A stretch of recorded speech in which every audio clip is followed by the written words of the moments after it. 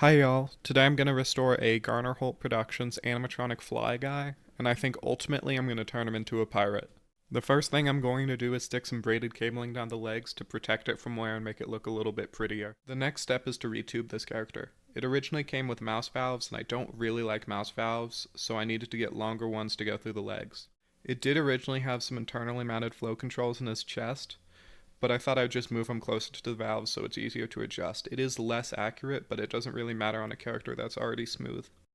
This step takes a while, and I don't really have anything else to say, so I guess I'll tell you my plan with him. I think I want to turn him into a pirate from Pirates of the Caribbean. He does have some similarities with an A1, so I think it'd really work with him. Like, if you look at his hip, it's almost the same mechanism, and the shoulders too, I guess. I don't have a head for him right now, but I think I'm going to make a deal with someone on an older animatronic human that doesn't work and use the head on this. I also haven't learned how to punch hairs or paint silicone before, so it'll be something good to learn.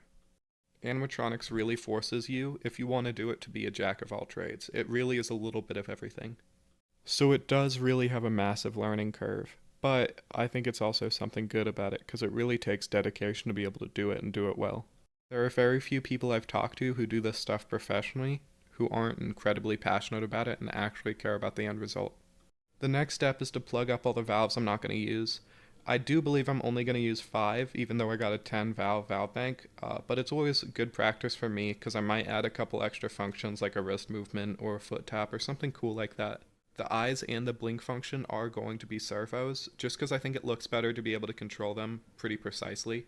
The head I'm going to get, I think I'm going to use as inspiration for a project I've always wanted to do, which is create an animatronic head as kind of a teaching aid for kids to learn robotics for museums and stuff. I have been really interested in teaching with animatronics ever since I went on that Garner Holt camp a couple years ago.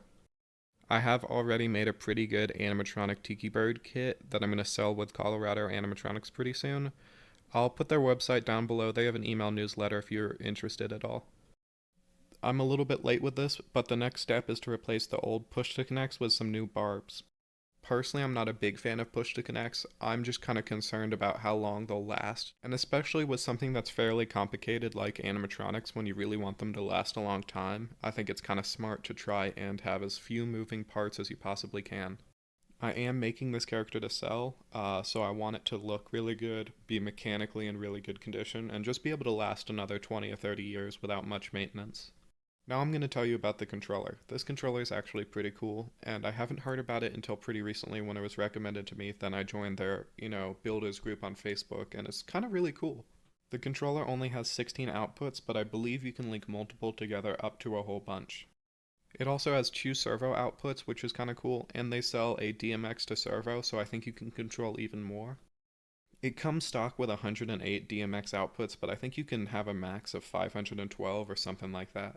You can also digitally upgrade, so if you buy two little functions, it costs a little bit more, but you can buy extra functions online and you just plug it in and type in the code and it just adds more functions.